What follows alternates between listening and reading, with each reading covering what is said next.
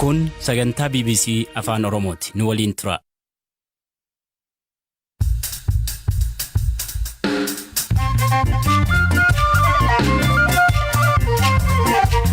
Ashama akka mooltan sagantaan BBC Afaan Oromoo kamisa galgalaa eegalee humnoonni Amaaraa lixa Tigraayitti badii jabaa raawwataa jiru jedhan gareewwan mirga namoomaa falman.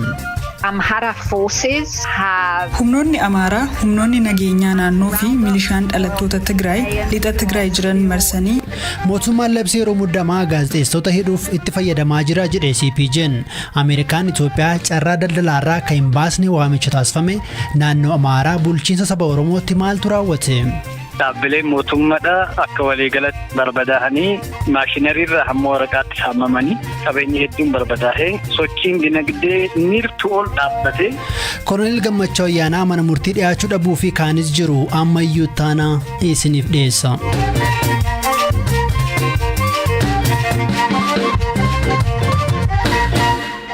Dhaabbileen idil addunyaa mirga namoomaa falman lama lixa Tigraayitti ajjeechaa fi dararaan marsaa haaraa qaqqabuu ibsan. Amnesty International fi Human Rights Watch ibsa waloo baasaniin akka ibsanitti lixa Tigraayitti hidhaan dararaa fi ajjeechaan humnoota Amaaraan dhalattoota Tigraay irratti qaqqabeeraa jedhaniiru. Gaanfa Afrikaatti qorattuun Human Rights Watch Laatishaa Baader waan qoratanii irra ga'an gaafadheera. Amhara forces, so both regional forces and also militia have... Humnoonni Amaaraa, humnoonni nageenyaa naannoo fi milishaan dhalattoota Tigraay lixa Tigraay jiran marsanii manguddoota, dubartoota, daa'imman qaban akkasumas ijoollee ganna 15 gadii humnaan ari'an. Akka qorannetti dargaggootaa fi dubartoonni kan umriin isaanii lolarra hirmaachuuf gahaniiru jedhaman bakka tokkotti akka hidhaman ta'eera. Manneen hidhaa kunneen immoo waggaa darbirraa eegalee irra deddeebiin dhalattoota Tigraay hidhamaniin guutameera. Dabalataan dararaa irra gahuu fi haala mana hidhaa jiran irraa namoonni hidhaa seenan du'aa akka jiran odeeffanneerra. Yeroo tokko bakka Adabaay jedhamutti yeroo humnoonni Amaaraa dhalattoota Tigraay marsanii hidhuuf jedhanitti dhalattoonni Tigraay baqachuutti ka'an. Kanaanis humnoonni Amaaraa dhalattoota Tigraay baqachuuf yaalan ajjeesan. Members of the male population who were trying to escape from these roundups. Adilaatishaan qondaaltonni Itoophiyaa haleellaa lammiilee nagaaratti raawwatu dhaabsisuu qabu jechuun waamicha dhiyeessaniiru. Kanaan dura koomishiniin mirga namoomaa UN fi kan Itoophiyaa qorannoo waloo gaggeessanii turan.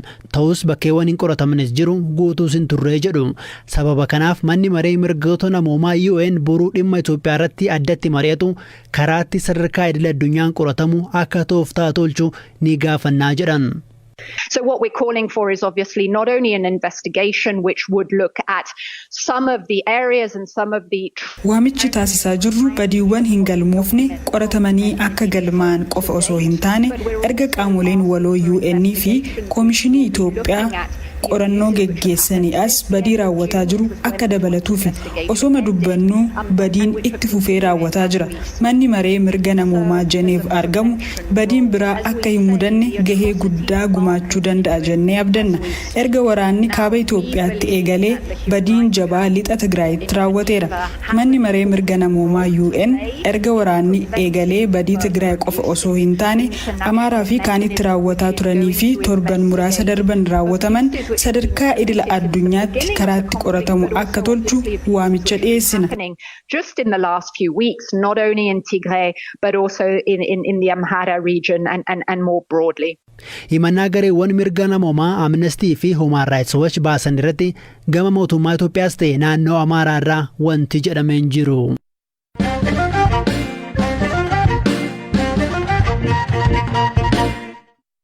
Erga labsii muddamaa labsamees yoo xiqqaate gaazexeessonni 14 Itoophiyaatti hidhaman jedhe gareen mirga gaazexeessotaaf falmuu fi CPJ jedhamu. CPJ'n mootummaan Itoophiyaa labsii yeroo muddamaa gaazexeessota hidhuuf itti dhimma ba'aa jira jechuun himateera. Guyyaa kaleessaa poolisiin federaalaa Itoophiyaa dabalataan gaazexeessonni 3 to'annoo jala ooluu beeksiseera. Kanneen to'ataman keessaa 2 gaazexeessota biyya keessaa yoo ta'an tokko jechuunis Amiir Amaan miidiyaa Ameerikaa AP jedhamuuf dalaga. Associated Press hidhaa gaazexeessaa kanaan yaadda'uu fi akka hatattamaan hiikamu gaafateera. Torbanuma kana koomishiniin mirga namoomaa Itoophiyaa fi Waldaan ogeeyyii miidiyaa Itoophiyaa hidhaa gaazexeessota booda kana hammaateen yaadda'uu ibsaniiru. Dhaabbata CPJ'tti bakka buutuun biyyoota Saharaa gadii Mutooki Momo lakkoofsi gaazexeessota hidhamaa jiranii dabalaa jiraachuu himu.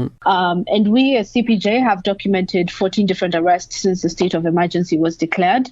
Erga labsiin yeroo muddamaa labsamee as nuti akka koree mirga gaazexeessitootaa tiksuuf hundaa'e CPJ'tti yoo xiqqaatee gaazexeessitoonni 14 hidhamuu isaanii galmeessineerra.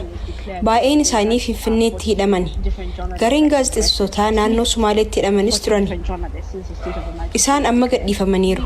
Guyyaa kaleessaa namoota 8 booda kana hidhaman ibsine. Isa duras 6 hidhamuu isaanii ibsine turre. Kanatti 14 hidhamuu bira geenye. Statement had an additional 8, so that's how we're getting 14.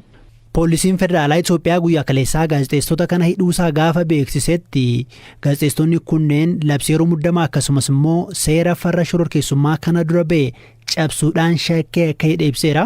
Isin akka dhaabbata CPJ'ttu dhimma kana akkamiin ilaaltu jennee gaafanneerra.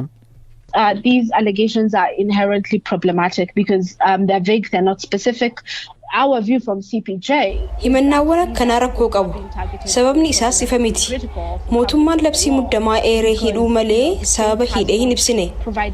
Labsiin kuni walabummaa miidiyaa irratti hojiirra ooluu hin qabu. Nuti gaazexeessitoonni sababa hojii isaaniin hidhaman atattamaan akka hiikaman waamicha dhiyeessineerra. Akka hubannoo keenyaatti maaliif akka hidhaman sababa bu'uura seera qabuun hin dhiyeessine. Dabalataan yeroo kamiyyuu caalaa hojiin gaazexeessummaa barbaachisaa ta'uu beekamtiin akka itti kennamu barbaanna. Gaazexeessitoonni waraana deemaa jiru kana gama garagaraan gabaasuu qabu. Isaan dhorkuun odeeffannoo garagaraa uummanni argachuu qabu jalaa hanqisa. Robbing the public of diverse sources of information.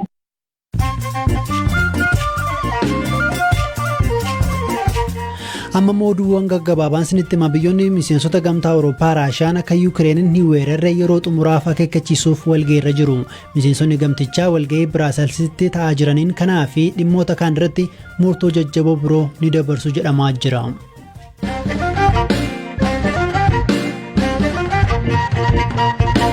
Qondaalli Abaa'oo Koloneel Gammachuu Ayyaanaa fi namoonni isaan waliin himataman har'a beellama mana murtiitti osoo hin dhiyeeffamin hafan. Koloneel Gammachuu dabalatee namoonni isaan waliin himataman irra deddeebiin manni murtii bilisa baasullee hidhaarraa osoo hin hiikamin ji'oota 6 darban mana hidhaa turan. Dhimma kanarratti abukaatoo isaanii keessaa tokko kan ta'an Dr. Tokkummaa Dhaabaa gaafanneerra.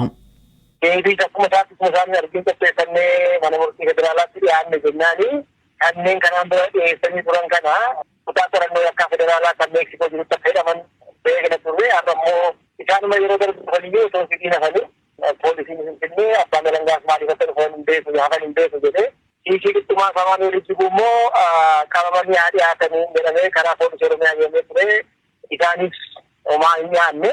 Har'a abukaatoo qofaa dhiyaatee kana irratti abbaan alangaa jarreen kun hin dhiyaanne haa ta'u malee abukaatoon isaanii waan dhiyaataniif deebii naa kennamuu jedhee gaafatee nuti immoo lakki maamila keenya wajjin hin mari'anne yaada waliin qoodne hin qabnu waan nuti barreessine kana qaamanan yaadhiisanii hin beekne lafa isaanii agarree hin mari'annetti kun deebisee kana galchuudhaaf hin rakkanna. Akkasumas immoo kanaan dura nuti sadii agartan malee namni lamaan sun dhiyaatanii waan beekne hin qabnu.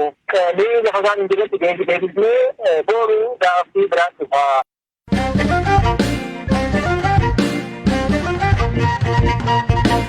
Ameerikaan guyyaa Itoophiyaa carraa daldalaa biyyoota Afrikaaf eeyyamte AGOA keessaa isa Itoophiyaa baasuuf yaadde akka tursitu koree dhimma alaa Ameerikaa dhimma Afrikaatti walitti qabdu kan ta'an Keeran Baas gaafatan.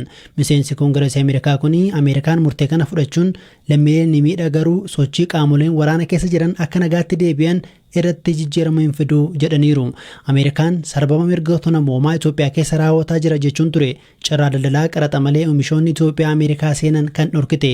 Murteen kunis torban 2 booda jalqaba bara faranjootaa 2022 eegalee hojiirra oola jedhameera. Hirphaa Gammachuun itti hima.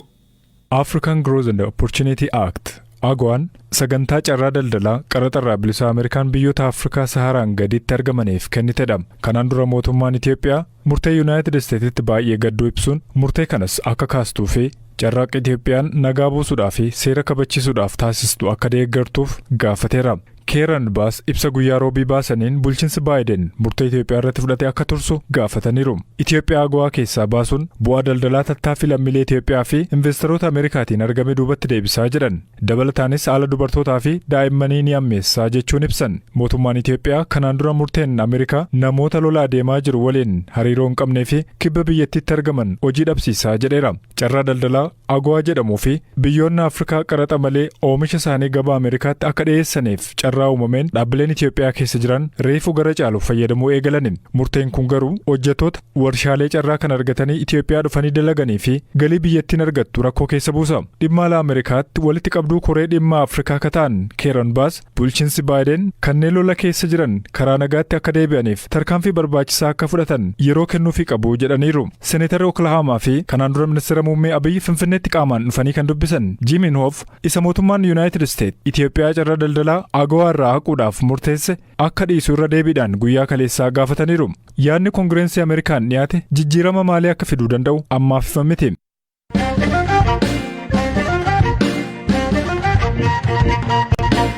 Waraana kaaba Itoophiyaatti hammaatee tureen bakkeewwan to'annoo finciltoota Tigraay jala seenanii turanii fi ergasii humnoonni mootummaa to'atan keessaa tokko godina addaa saba Oromooti. Yeroo kanatti godinichatti wanti raawwatee jira.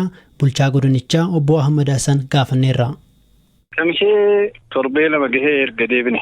Uummanni keenya yeroo rakkisaadha kan dabarse. Dhaabbileen mootummaadha akka waliigalatti barbadaa'anii maashinariirraa hamma waraqaatti saamamanii. Dhaabbileen dhuunfaadha kan nu wayyan kan jedhaman akka waliigalatti haaluma kanaan saamamanii qabeenyi hedduun barbadaa'ee sochiin dinagdee niirtu ol dhaabbatee tajaajilli hawaasummaadha akka jirutti addaan citee haala kana keessa uummanni keenya kan ture. Aanaa meeqa jira godinicha keessa? 9 jira. Soole miidhaan kun eessatti jabaate? Miidhaan kun akka waliigalatti gahee jira. Magaalota irratti xinnoo jabaadha kan turaate. Magaalota qofa osoo hin taane baadiyyaa irratti midhaan dhaabbataan osoo hin hafin bakkeewwan walitti bu'iinsillee turaatetti balaa hedduutu gahee jira. Midhaan dhaabbatee gana reefuu haamamuudhaaf eegamu. Midhaan sanillee osoo hin hafin barbadeessanii jechuudha fuudhanii kan deeman. Haamaniif fuudhan. Bakka isin hin jirretti garuu keessumaa finciltoonni Tigraay akkasumas miseensonni waraana bilisummaa Oromoo bulchaa haaraallee muuduu isaanii ibsanii turan. Isaan eessa ga'an? Eessa akka ga'an hin beeknu. Kan ergamaniif faana kan bahees hin dhabamu. Kan hafe immoo asumatti barbaadamee seeratti dhiyaataa jira jechuudha. Waggoota muraasa darbanii hidhattoonni kan mootummaan ABO shanee waamu godinicha keessa jiru jedhanii bulchitoonni naannoo Amaaraa himataa turan. Isin immoo godina kana keessaa hin jiranii jechaa turtan. Egasii eessaa dhufan? Egaa shaneen godina keenya keessatti ilaalchan malee kan hidhatee socho'u hin jiru kan jedhudha duraan kan kaasaa ture. Kan dhufan wayyaanee wajjiniin dhufan. Lakkoofsaanii hangami? Isaan ibsuu hin danda'u. Egaa amma kamisee jirtu tajaajilli ibsaa ni jira, tajaajilli bishaanii ni jira, kan baankii ni jira. Tajaajilli guutuun galamee jira. Ibsaan guyyaa 2 keessatti ibsaa jalqabsiisnee jirra. Neetworkii guyyaa 1 keessatti furre. Bishaanis akkasuma guyyaan 2 booda furamee jira. Haala kanaan tajaajila eegalamaa jira jechuudha. Kanaaf tajaajilli bu'uuraa hanqatee hin jiru jechuudha. Kan baankiidha hamma ta'e banaan jira. Kukkutanii hojii guddaa gaafatee jira. Lakkoofsi baankiilee miidhaman manneen barnootaa yookiin immoo hospitaalonni miidhaman lakkoofsaan ibsuu dandeenya? Hospitaala 5 biratu miidhamee jira. Isheen jirtu guutumtuu miidhamteetti jechuun hin danda'ama. Akkasumas dhaabbilee buufata fayyaaleedha. Hunduma keessatti saamichiin adeemsifamee jira. Manni hedduun caccabee jira. Kutaawwan tajaajila hedduun caccabaniirani. Keessumattuu istooronni akka jiranitti caccabaniirani. Kanaan alatti baankiin kamisees baatees caffaas sanbatees kan turaate akkasumatti balaan saamicharra gahee jira. Amma koreedhaan qulqullaa'aatiidha kan jiru. Koreen suni kan ifa godhu ta'a jechuudha. Tole lola sana keessatti hidhattoota qofa osoo hin taane mootummaan diroonii fayyadamee lammiilee nagaa miidhee jedhanii jiraattonni nutti himan turan. Wanna kana qorattanii bira geessanii? Hamma ammatti effektiivummaa lola keessatti adeemsifameen alatti banaadhaan namni nagaa dhahameen hamma ammaatti hin jiru. Ammoo rakkoon nageenyaa si yaaddessaa? Rakkoon nageenyaa yeroo kanatti nama yaachisu hin jiru. Dhaggeeffattoota keenya sagantaa BBC Afaan Oromoo kamisa galgalaa caqasaa jirtu. Sagantaan keenya xumuramee kan isiniif dhiyeesse ammayyuu taanaadha. Kan isiniif qopheesse hirphaa gammachuu ture. Oskaar Buungaan gama teeknikaan nu gargaareera. Boruu walitti deebina.